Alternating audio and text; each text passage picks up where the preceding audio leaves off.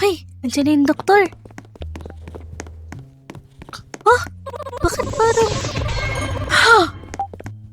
Oh no! 6 people?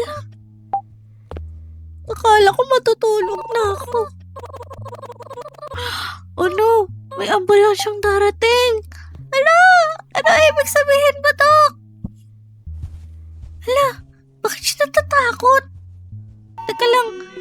Ha? Wait!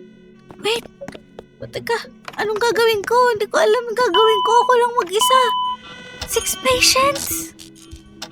Oh no! 6 emergencies! Teka lang.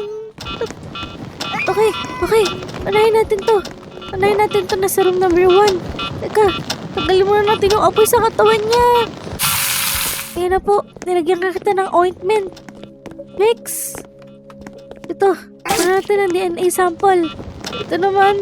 Tanggalin din natin ang apoy sa katawan niya. OMG. Ito. Nasaan yung next? Okay. Dito muna. Ay, kaya ko to. Na-practice ko na to kanina, diba? Copy the sequence. Yellow. Red. Green. Okay.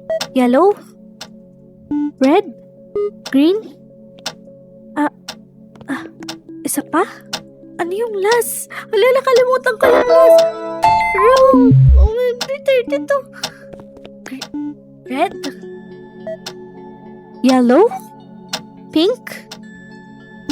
Red. Wala, mali na naman ako. Wala, 20 seconds na lang. Wait lang. Blue. Red. Pink, red. Wala, teka lang. Pink. Green.